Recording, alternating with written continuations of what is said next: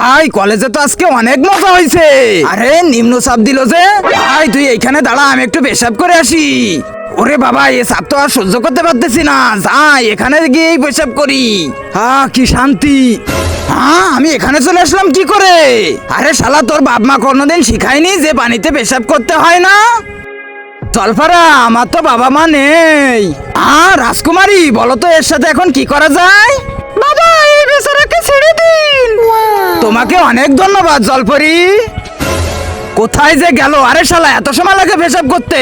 আরে ভাই ওইসব বাদ দে, এই ঝিলের ভিতরে এক জলপরা থাকে, তার একটা সুন্দর মেয়ে আছে। জলপরি? হ্যাঁ, তুই এখানে দাঁড়া, আমি ওকে এখনই পটিয়ে আসতেছি। আরে করে কি? যাই আবার পেশাব করি, তাহলে আবার জলপরির কাছে চলে যেতে পারবো। আরে জলপরি তো একাই আছে। আই লাভ ইউ জলপরি, আসতেছি তোমার কাছে। জলপরীকেও কিস করে অনেক মজা হলো। আমি এবার কিস করবো জলপরীকে। যাই এখানে পেশাব করলেই জলপরীর কাছে চলে যাব। জলপরি, আসতেছি আমি, দাঁড়াও। আরে না না না না, আমাকে ছেড়ে দাও, ছাড়ো ছাড়ো আমাকে।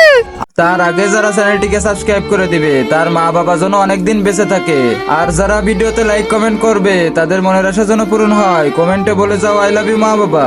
আরে শালার হারামি, এবার তোকে আমি জিন্দা ছাড়বো না। আমার বন্ধু তোমার মেয়েকে কিস করেছে, তুমি কিছু বলনি, এখন আমি করলে আমাকে জানা মেরে ফেলবে। আরে শালা, ও তো আমার মেয়েকে কিস করেছিল, আর তুই তো শালা আমার বউকে কিস করে ফেলেছিস। আরে জলপরা, আমাকে মাফ করে দাও, আমাকে ছেড়ে দাও।